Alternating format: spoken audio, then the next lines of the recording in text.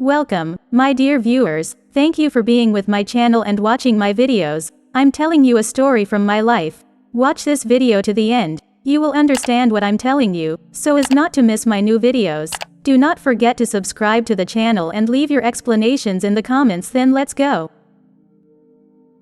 Starting tomorrow, please refrain from coming in. The manager, the boss's daughter, briskly informed me the moment I stepped into the office. Her disdain for me was palpable, though the extent of it caught me off guard. Stunned, I resolved to comply with her directive. Days passed, each one marked by the manager's relentless antagonism towards me. Assigned to the planning department, a position I had eagerly sought since joining the company, I devoted myself diligently to my tasks, yet my efforts were constantly undermined by the manager, who, being the president's daughter, wielded unchecked authority.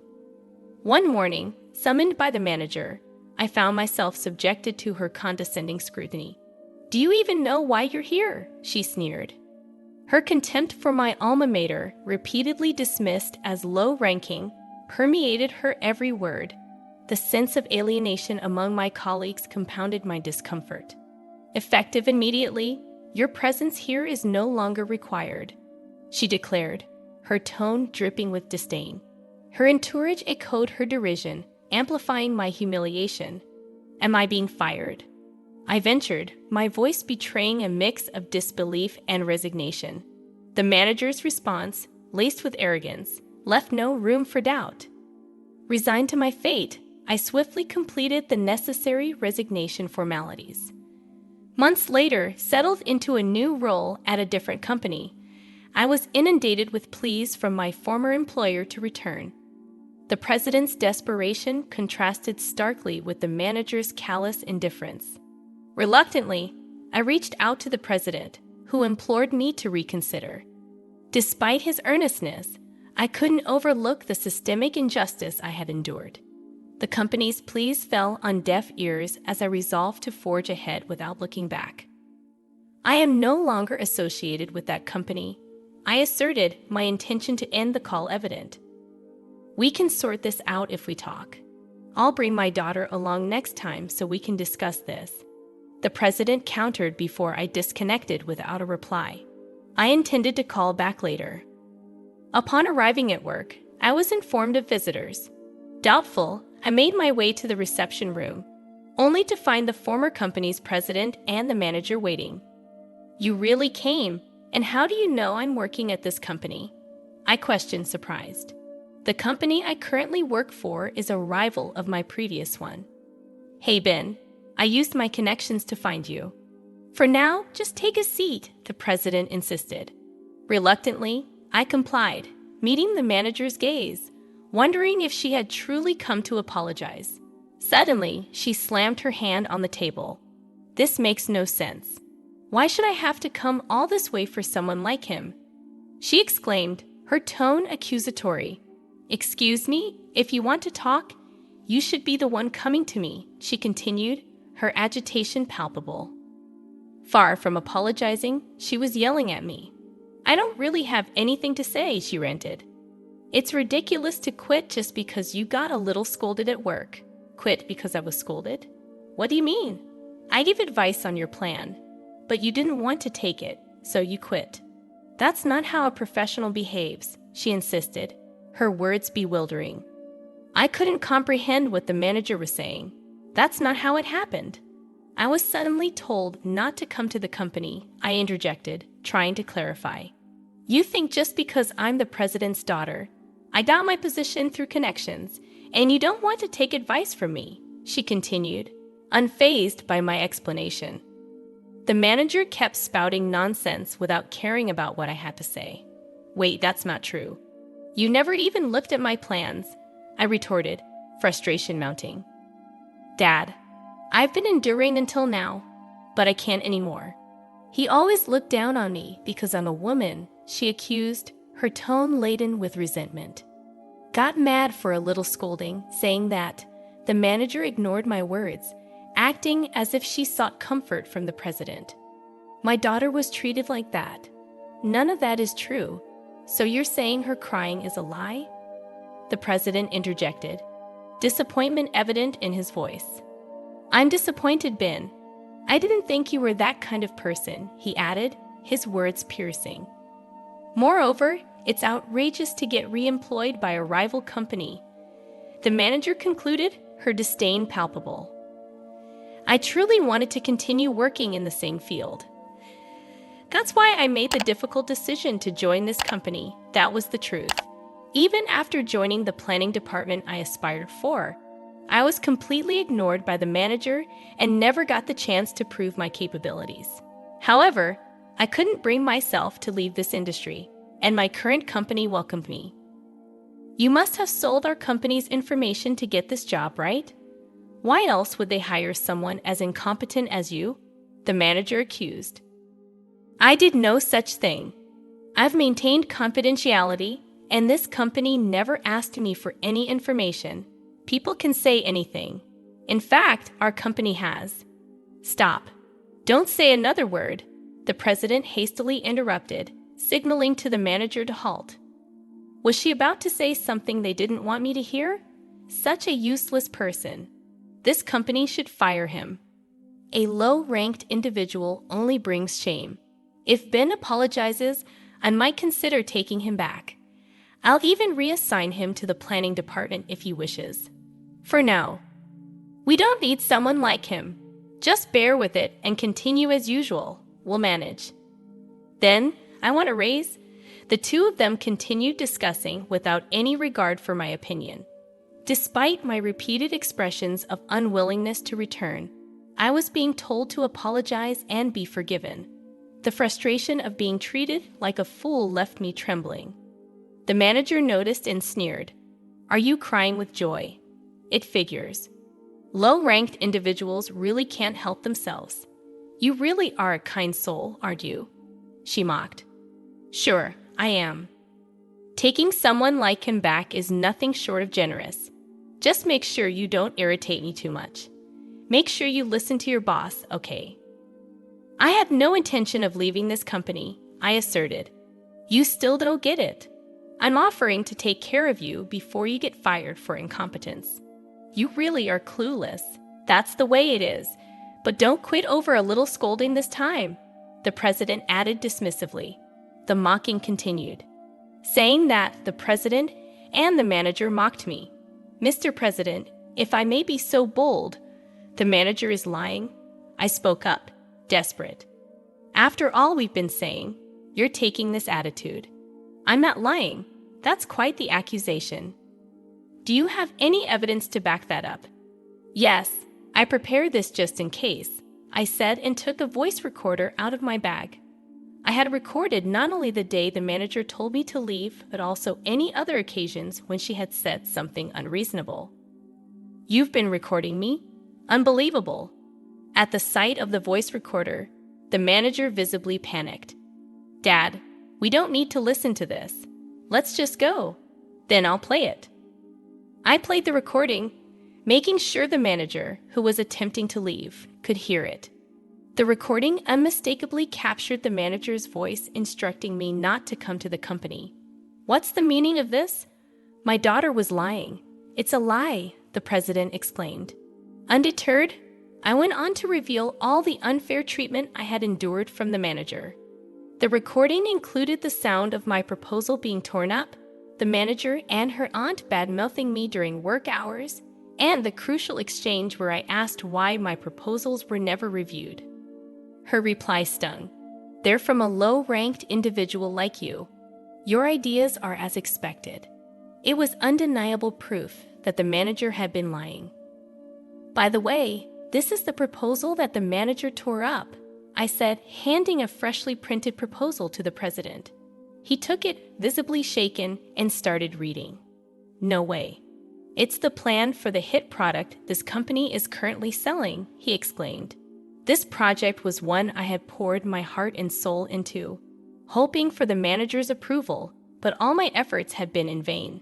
The proposal was torn up without even being read. Why did you reject this proposal? You didn't even look at it. I demanded. The manager shrugged it off. Well, his proposals were always so pathetic. I thought there was no need to read them. It's his fault for always behaving badly.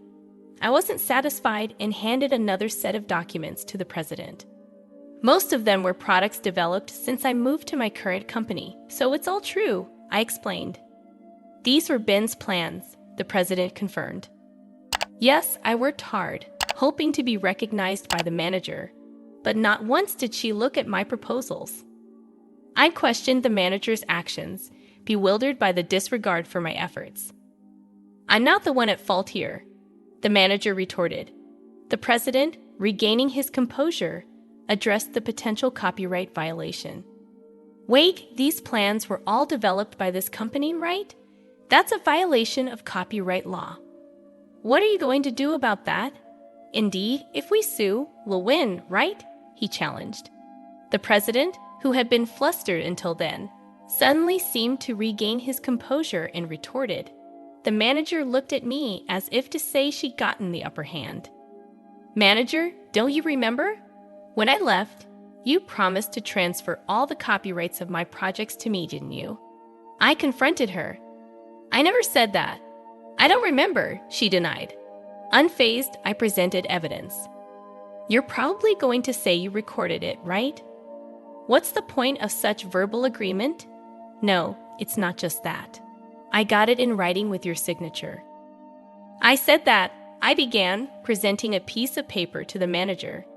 It clearly stated that the copyrights belonged to me, acknowledged and signed by her. What? I don't remember signing this. The manager seemed flustered upon seeing the document. When I submitted my resignation paperwork, I included this document and got your signature on all the papers. That's sneaky. Making me sign something hidden, I accused. If it wasn't hidden, didn't you even read the documents you were signing? I pressed. The manager's face turned pale. Oh no, this document states I hold all the copyrights. I see, I understand. It seems my daughter was really in the wrong, the president interjected, casting a disapproving glance at the manager. Dad, don't say such terrible things. Shut up. Do you have any idea how much profit you've cost us? The manager retorted. Ignoring her outburst, the president turned to me. Ben, won't you please consider coming back to our company? I promise to offer you a higher position than before, one better than your current company can provide. What about me then? You were not ready for the manager position. Start from the beginning again. The president's words made the manager crumble. But such things no longer mattered to me. The president was desperately trying to win me over. So, what do you say? Have you changed your mind about returning? There's no one left to give you a hard time anymore, you know, the president urged, his eyes gleaming. Wanting to leave the situation, I asked him a question. There's something I want to ask. Sure, ask me anything, the president replied eagerly. It hasn't been long since I left your company, so why are you so desperate to bring me back now? I questioned. The president's voice suddenly faded, and he began to make excuses. We've been very busy recently. I thought about addressing it sooner, but I couldn't find the time. Sorry, he stumbled over his words. I didn't miss the president's eyes darting around as he made excuses. Is that so? Because it seemed like you were mostly playing golf when I was working there, I remarked pointedly. That was necessary for business networking. If you want, I can take you with me from now on, the president offered. No, that's all right. Feel free to reach out anytime, I declined. You're going to be our star player from now on, the president continued, talking as if my return to the company was a foregone conclusion, though he was making concessions. The pressure of not going against the president weighed heavily on me. There must be a reason you want me back in the company so badly. Reason. It's nothing grand. I just want to make things right for you, especially since my daughter caused you trouble. The president smoothly dodged the issue, but I could see through his facade. The president's real motive was clear, rendering this all a futile effort. Our company's performance had been growing, while his company had started to stagnate right after I joined. The products I planned hit the market successfully, skyrocketing sales. and rapidly increasing the company's reputation. I even got interviewed on TV as the planner. Compared to this thriving company, the president's company's performance had been lackluster. Being a traditional company, it failed to incorporate anything new and lacked buzz. Once seen as rivals, the difference between the two companies was now like night and day. Did you see me on TV? Is that why you hastily contacted me? Well, what was it again? Didn't you realize I had left or that your company's performance wasn't growing until you saw me on TV? I had a lot I wanted to say. Why did he ignore the harassment I was receiving? Why didn't he inquire when I had to leave abruptly for an unreasonable reason? But conveying that to the president now meant nothing. There's no need for me to be involved anymore, I stated firmly. Did you think I was unaware of everything? You're a spiteful person. Yes, our company is in a pinch. If you know that, come back quickly. The president's tone turned accusatory. I have no intention of leaving this company, I affirmed. Are you defying me? I was the one who transferred you, a low-ranked college graduate, to the planning department. Are you repaying my kindness with betrayal? The president's words stung, but I remained resolute. I am grateful for being placed in the planning department and offered many ideas and response. However, it was the president's kin who refused to accept them. How dare you speak to me like that? As the president raised his voice, the door to the reception room swung open. Ben has been of great service to us, boss. We're in the middle of something. I can't have you entering unannounced. With all due respect, it's also a nuance for our company when you come without an appointment. Occupy the reception room and tie up our valuable employee. A person of your level shouldn't be so arrogant. Who do you think I am? I spoke firmly to the newcomer. My apologies. May I offer you my business card? My boss presented a business card to the president. The president snatched it, and his face turned pale as he read it. My father is busy, so I came in his stead. I will be serving as the CEO from next year. My boss, like the manager, was the son of the company's president and an extremely capable person set to become the new president next year. I had no idea. No problem. We're grateful for the talented individual you've provided us. The president bowed, and I felt a sense of puzzlement as to why he seemed so anxious. However, we will have to decline the collaboration project you proposed recently, my boss announced. What? You said you considered it to help our company, the president exclaimed. I did consider it. Even though it's a rival company, seeing a traditional manufacturer falter doesn't feel right. Then why? The president questioned, only to be interrupted. Seeing the character of you and your daughter, I couldn't bring myself to support you. Please reconsider, my boss explained. The president desperately apologized, and the manager seemed to finally realize the gravity of the situation. Please help me out here. I'm sorry, the manager pleaded. It's my boss's decision. There's nothing I can do, my boss replied firmly. After that, the president and the manager were escorted out by security guards. Ben, I believe in you. I'll be waiting, the president shouted as he left. I just watched him go. Later, I heard that the manager's company's performance continued to plummet, making management difficult. The calls kept coming after that day, so I changed my phone number. Meanwhile, the company I work for continues to grow rapidly. I want to keep working here for the foreseeable future.